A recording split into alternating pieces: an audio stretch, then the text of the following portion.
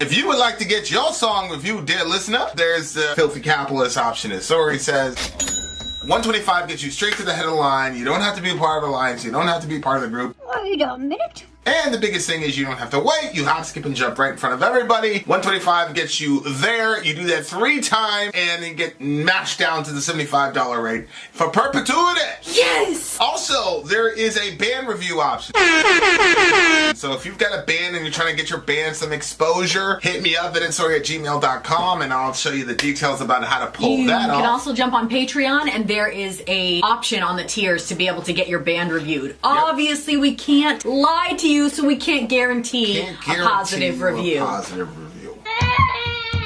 Get what you get. It's just rubbish. Rubbish. Rubbish. That's British for garbage. My favorite is the community option. $1 at the gate gets you in at Patreon. You get to join an alliance. The alliance joins their points together, and that helps determine what songs that we do. The alliances hang out on Discord. Message me on Patreon to get the link. And they do all kinds of other cool things. They do Minecraft, Dungeons and Dragons. Yeah. It's really a community within the community. Anybody can go on the village, facebook.com/Vin and Sori. There's 160,000+ people on the channel. What's cool about the Discord is that it offers a real opportunity for community connection, friendship, that type of thing. And it's on Discord, so if you're not a Facebook person, it's for you. You start off at $1. Right. Plus you get exclusives. Sori and I are working on a song.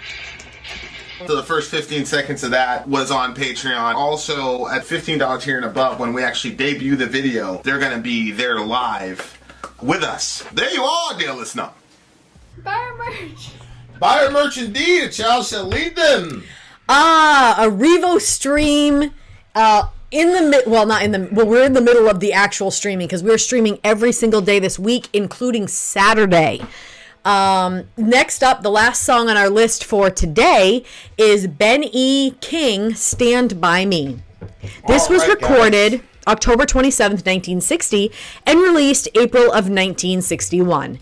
It is written by Ben E. King, Jerry Lieber, and Mike Stoller. Yakety yak. Yakety yak. Like many soul songs, its title was inspired by the spiritual song Stand By Me, Father. The day before this song was recorded, one of the candidates of President Senator Kennedy made personal phone calls and got civil rights leader Martin Luther King Jr. out of Birmingham jail. Yeah. Word is said to have spread fast in the African American community. JFK wins the election on November 8th, 1960, a close election where he won 70% of the African American vote, without which he would have lost to VP Nixon. Okay. Ben E. King, Stand By Me. Here we go. Once again, our music changing the world. All right, guys, here we go. Ben E. King, Stand By Me. If it's the same Stand By Me I'm thinking, then we'll see. Let's go.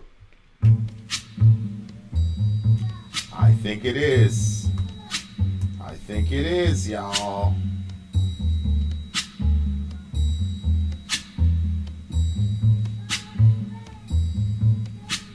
When the night has come and the land is dark, and the moon is the only light we'll see. Okay, this is a song, right? No, I won't be afraid. Oh, I won't beautiful. be afraid. Just as long as you stand by me. So darling, stand by me. Oh, stand by me. Oh, stand by me. Stand by me. It's the sky that we look upon should tumble and fall, or the mountain should crumble to the sea. I won't cry, no, I won't shed a tear. Just as long as you stand by me.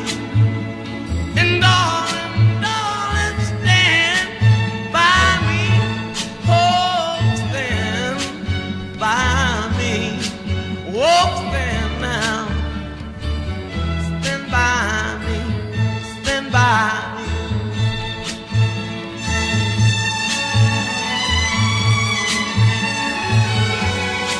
Oh, that's beautiful.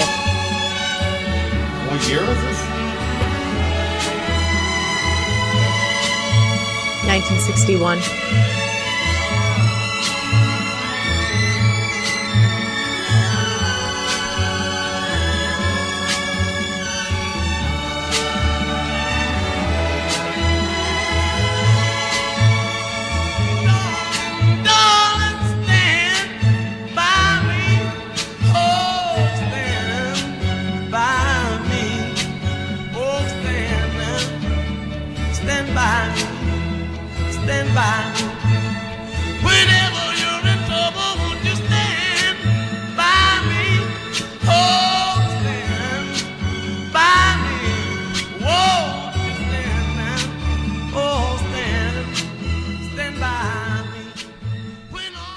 Wow.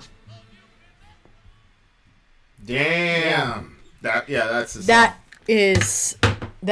That's a classic right there. What a I literally have zero criticism for that song. Yeah, the first time I learned what Hesed meant, it was R.C. Sproul. Hesed. Steadfast he was love. talking about it was loyal love. It was God's love where he stays with you. Like, no matter what. Or he's always, like, my mom was that way. My mom, like, I would be dead wrong. But if she's around other people, she's going to fight and scratch and claw like I was completely innocent. When I got home, she smacked shit out of you. Mm-hmm. But, like, my mother would always defend you. Like, she would never, ever, ever admit that you were wrong. I'm not even saying it was right or wrong, but there was never... You're not going to be an outsider and come into our circle and put a criticism at any of our kids. That's just not going to happen. It's not going to happen. She's never going to give that to you. Like I said, when you get home, you know, I got in trouble at school or whatever, she'll smack shit out of you when you get home. Mm-hmm. But it was funny. Like, there was a bomb threat one time in my school. And so we just left. There's a Barnes and Noble by there. It was Christmas time, so I went to get my older brother a book about Tupac. And of course, one of the put a truancy charge on me. Like, I had to fucking show up in court and all this shit. And of course, at the time, I was like, "Fuck, man!" I didn't tell my mom. I left it in her room. I left the summons in her room, and she was like, "What the fuck?" It was a giant explosion. Anyway, long story short, I ended up living with my brother because me and my mom were having issues or whatever, and he took me to the court. And boy, I'll tell you what, this guy, it was a ridiculous summons, whatever. But the cops showed up. Like, I had a public defender. Yeah. The public defender was like, they're not gonna. They're sure enough. This motherfucker showed up, and he was. And I just remember being like, "Fuck, man, I'm going to jail." Blah blah blah. My older brother got up there. He's like, he's got a 4.0 GPA. He's the best kid in the world. He's like, "Judge, he was at a bookstore, for God's sake. Who got school to go to?" I didn't have a fucking 4.0. I was like, he just lied like that? Oh, really? Oh, he complete. But he got me up. But like that was like, you know how it talks about the Bible talks about Jesus is our advocate before the Father. You know, if we sin, we have an advocate before the Father, Jesus Christ the righteous.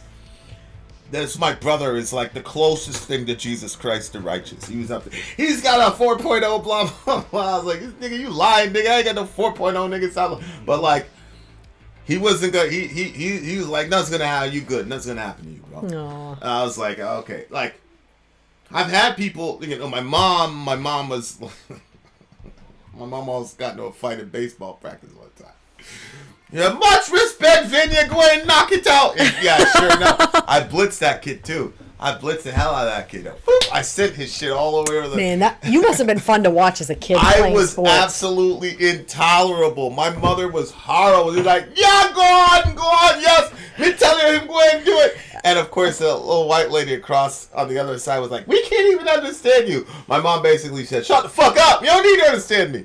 You understand my son sent that ball over the fence? Yeah. Yeah, my mother was terrible. Shout out to Beverly March Moore.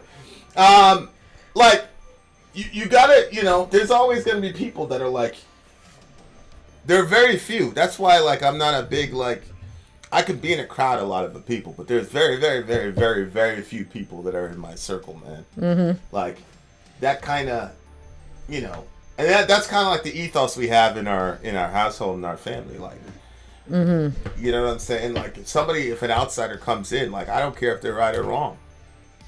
Like, I'm not gonna fucking give you that for anybody in my. But that's how people used to do that with you. I was literally thinking about that, yeah. They'd come to me like, yo, Sori did blah, blah, blah. And that guy was like, yo, don't talk to Vin. He's too close. You're never going to get a fair shake. He's too close to the situation. You're never going to get a fair shake. He was right. You're not going to get a fair shake with me when it comes to you. Like, me and you will talk offline, but I'm just not going to do that. And I don't know if it's healthy or not, but that was my mom, and so, like, I took my keys from that, and that was my brother. It is what it is. Yeah, me and that guy, we butt heads. We did. I didn't. He very much got on my nerves. Yeah, I know. You were wrong a bunch of times, but I didn't care. I just didn't care. I wasn't wrong about all the times, though. But there was some of them where he was just being so by the book, and you couldn't operate by the book. Right. It was impossible to. Yeah.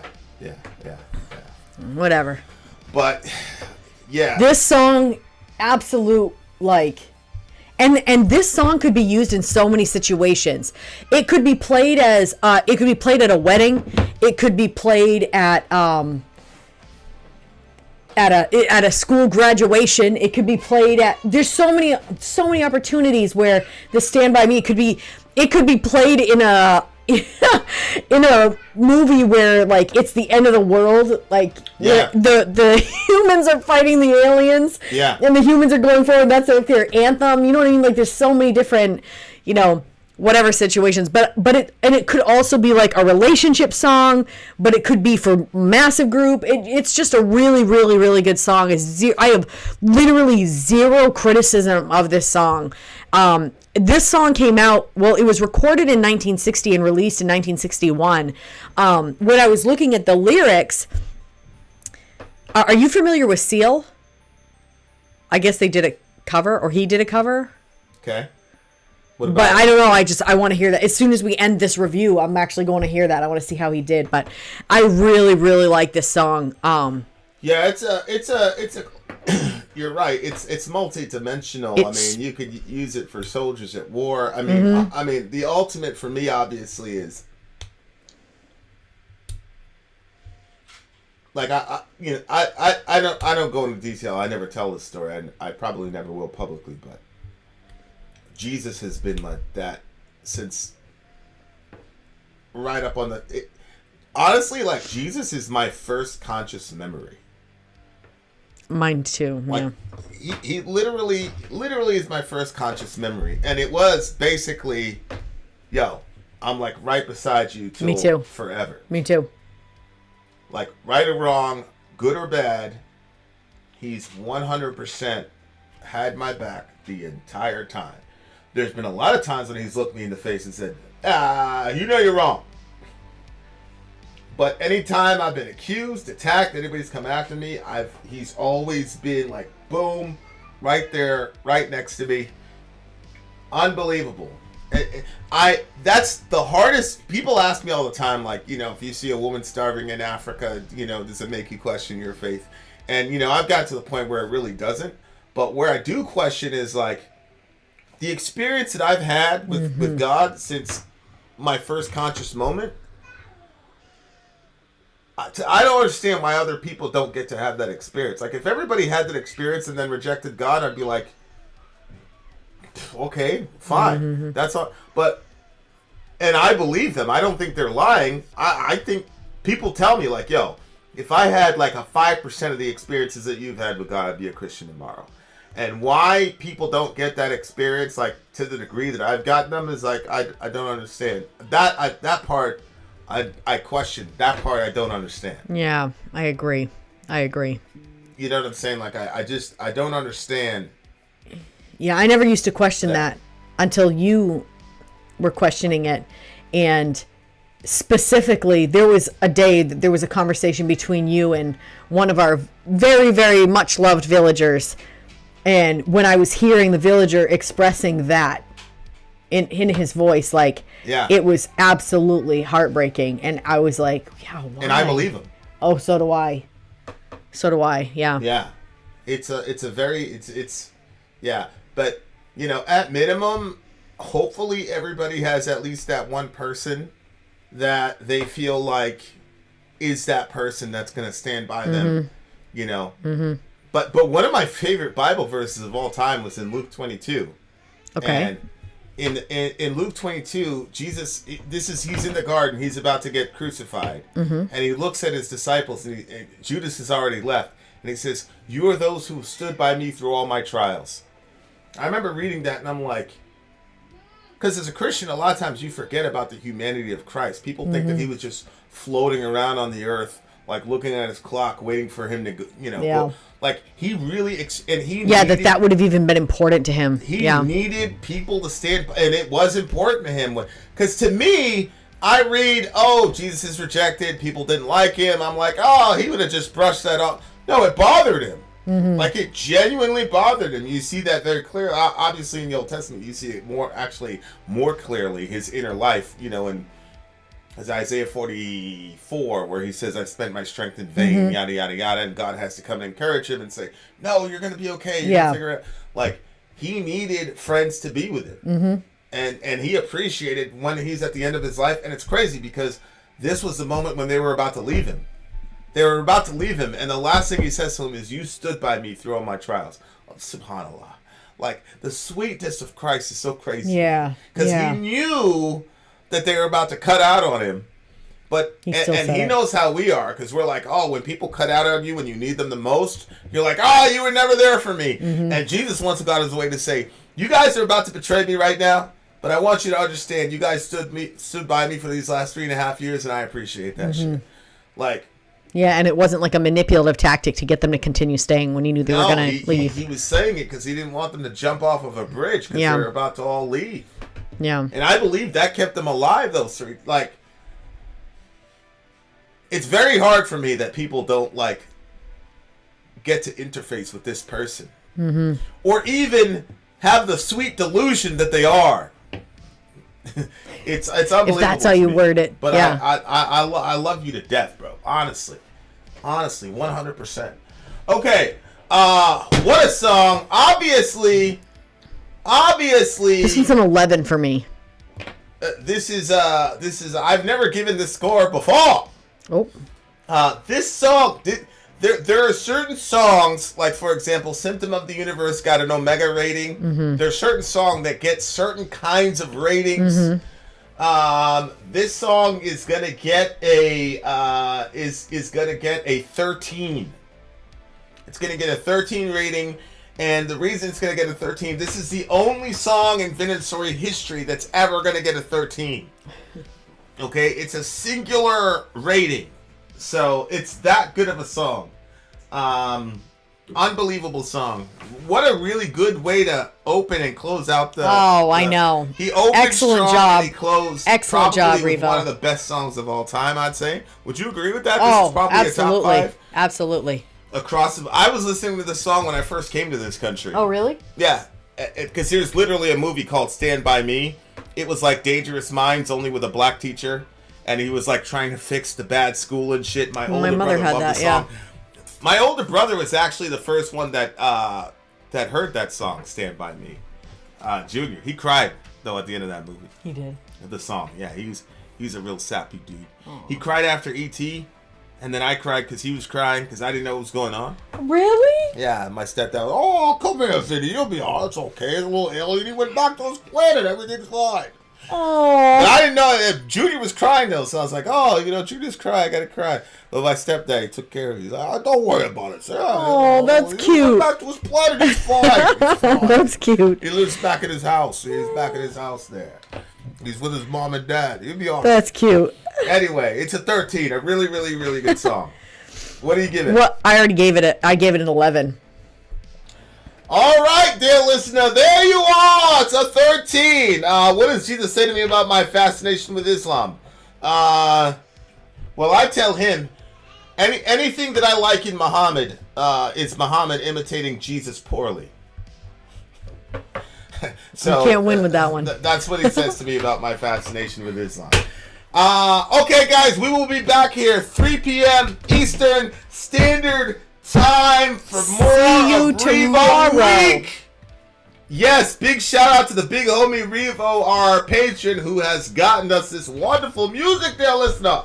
Having said that, take care of each other, love your neighbor, buy somebody a thingy at Starbucks, and if you're a praying person, send a couple up there for the big homie Revo in Thanksgiving. Vin